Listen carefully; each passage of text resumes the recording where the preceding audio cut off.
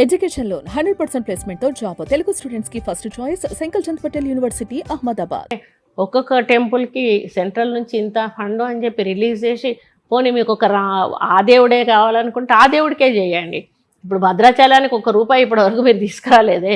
భద్రాచలానికి మా ముఖ్యమంత్రి గారు ఇచ్చారు కదా 300 కోట్ల వరకు.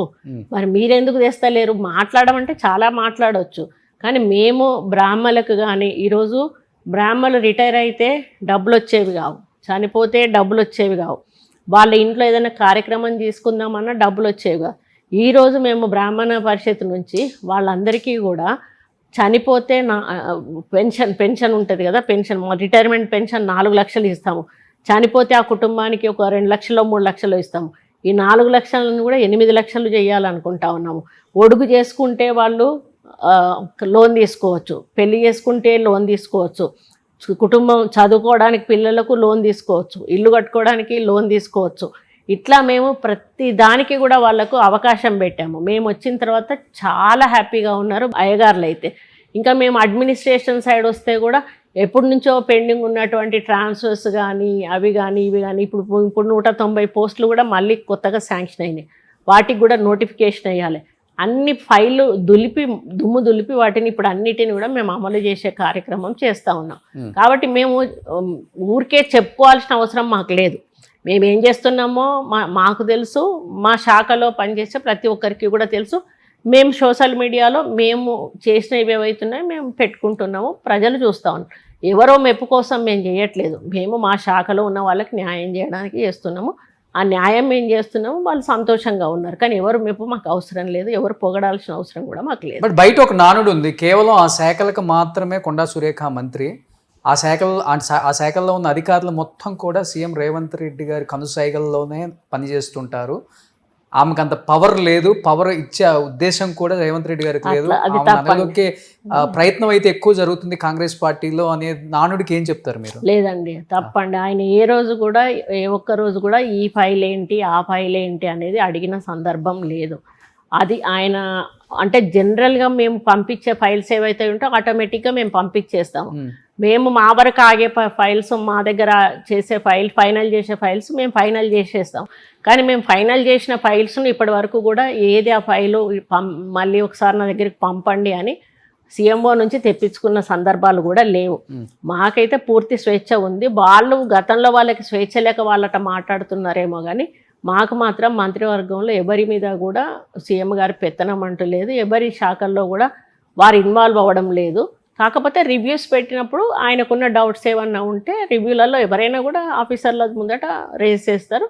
ఆ విధంగా ఆయన క్లారిటీ తీసుకుంటాడు. ఏమన్నా డైరెక్షన్స్ ఉంటే దానికి ఆయన డైరెక్షన్ ఇవ్వాలనుకునే ఏమన్నా ఉంటే డైరెక్షన్ ఇస్తారు. పొంగులేటి శ్రీనివాస్ రెడ్డితో మీకు గొడవ క్లియర్ అయినట్టేనండి? గొడవేం లేదు. మరి ఆ ఫైల్ తెప్పించుకున్నారు సీఎం గారు వెనక్కి? లేదు, అది అయిపోయింది. 4 అక్షంతలు వేసారు గట్టిగా అని చెప్పన్నారు. నన్నేమన్నా అసలు ఆ టాపిక్ అన్న నా ముందట తీయనేలే, రేవంత్ అన్న తీయనే లేదు. కాకపోతే అప్పుడు అంటే కొంత డిసప్పాయింట్, సడన్గా నాకు అన్ఎక్స్పెక్టెడ్గా జరిగే వరకు కొంత డిసప్పాయింట్ అయినా, అయ్యో నా నోటీస్లో పెట్టకుండా చేశారు అని.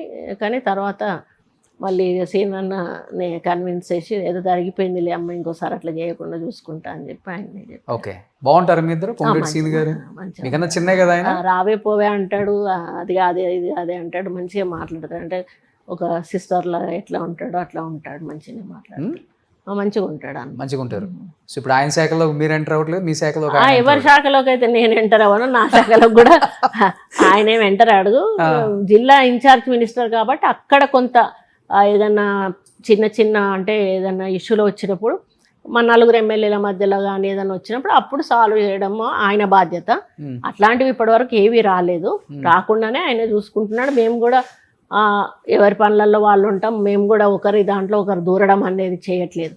ఎందుకంటే అంతకుముందు మంత్రులు అంటే ఆ జిల్లా మొత్తం అధికారం తీసుకునేవాళ్ళు. కానీ ఇప్పుడు రేవంత్ రెడ్డి గారు ఏం చెప్పారంటే ఒకరి కాన్స్టిట్యున్సీలోకి ఒకరు వెళ్ళొద్దు, ఈవెన్ మంత్రులు కూడా వెళ్ళొద్దు. కాబట్టి ఇంకా సమస్య ఎక్కడ వస్తుంది? రాదు. ఇక ఒకవేళ వెళ్ళాలి అనుకుంటే మేము ఒక మాట ఇన్ఫార్మ్ చేసి వెళ్ళాలి అని చెప్పారు. ఇప్పుడు హన్మకొండ రాజేందర్ రెడ్డి ఏరియాలో మా రిలేటివ్స్ వాళ్ళు వీళ్ళు ఏదైనా ఓపెనింగ్స్ వాటో వీటికో పిలుస్తారు. పిలిచినప్పుడు ముందు వెళ్ళి ఆయనకు చెప్పండి అని చెప్తాను. ఆయనకు చెప్పి వచ్చి నాకు చెప్తారు. చెప్పినాక నేను రాజేందర్ రెడ్డి ఫోన్ చేస్తాను. రాజేందర్ రెడ్డి మా రిలేటివ్స్ అది పోతున్నాను, ఒక ఇన్ఫర్మేషన్ ఇస్తాను, ఇచ్చి వెళ్తాను. ఒకవేళ చెప్పకుండా వెళ్తే వాళ్ళకు సైకలాజికల్కి ఏంది, నా నియోజకవర్గంలోకి మంత్రి గారు వచ్చారు, నాకు ఒక ఇన్ఫర్మేషన్ కూడా ఇవ్వలేదని ఒక ఫీలింగ్ ఉంటుంది. కాబట్టి ఆ ఇన్ఫర్మేషన్ ఇచ్చేస్తే ఇంకా ఏ గొడవ ఉండదు. అట్లా మెయింటైన్ దేనికి వచ్చారని ఒక భయం, దేనికి వచ్చారనే భయం కాదు, వాళ్ళకి ఏంటంటే చెప్పకుండా కాన్స్టిట్యున్సీకి వచ్చారు, తన కాన్స్టిట్యున్సీకి అనే ఫీలింగ్ ఉంటుంది. ఇప్పుడు ఏమో తెలంగాణలో అసలు ఒక ఊరు దాటితేనే కాన్స్టిట్యున్సీ మారిపోతుంది, మరి పక్క పక్కనే ఉన్నాయి చెప్పాలంటే. అవును, కానీ ఇక అట్లా ఒక సైకలాజికల్గా వాళ్ళకు ఉంటుంది. ఎందుకు వాళ్ళకి ఇన్సెక్యూరిటీ ఎందుకు ఇవ్వాలి అని చెప్పేసి వెళ్తాను. పిలుస్తుంటారు వాళ్ళు కూడా, ప్రోగ్రామ్స్కి పిలుస్తారు. మన గండ్ర సత్యనారాయణ పిలిచాడు, అక్కడికి వెళ్ళాను. మన మురళీనాయక్ పిలుస్తూనే ఉంటాడు, మన నాగరాజు గారు అందరు పిలుస్తూనే ఉంటారు. పిలిచినప్పుడు నేను మన మన ఇన్ఛార్జ్ మినిస్టర్ గారితో పాటు నేను కూడా వెళ్తాను. కానీ పచ్చగడ్డి వేస్తే బగ్గ అంటది నాయన రాజేందర్ రెడ్డి, మీరు సయ్యద్దు బాగా కుదిరింది అసలు? లేదు, అదేదో చిన్న ఫస్ట్లో కొంచెం ఏదో టెంపుల్ కమిటీ దగ్గర కొంచెం ఉండే, కానీ ఆయనకి అది ఎక్స్ప్లెయిన్ చేసాం. మా తప్పేం లేదు అందులో, తనకి తెలుసు. ఎక్స్ప్లెయిన్ చేయడంతో తను అర్థం చేసుకున్నాడు. ఓకే, అంత పవర్ఫుల్గా ఉండే కొండ మురళి గారు ఏంటండి అంత సైలెంట్గా ఉన్నారు ఇప్పుడు అసలు కాంగ్రెస్ గవర్నమెంట్ అధికారంలోకి వచ్చిన తర్వాత? తను ఎక్స్పెక్ట్ చేశారు ఏంటంటే రాగానే ఎమ్మెల్సీ ఇస్తారు అని ఎక్స్పెక్ట్ చేశారు. అది అంటే అప్పుడు ఎలక్షన్స్ అప్పుడు తిరిగేటప్పుడు కూడా ఒక మాట సీఎం గారు కూడా అన్నారు, 30 సీట్లు వచ్చినా కూడా ఇస్తాను మురళన్న నీకు అని. అక్కడ వరంగల్లో కాన్సన్ట్రేట్ చేయంటే 4 కాన్స్టిట్యున్సీలు కూడా తిరిగారు ఆయన.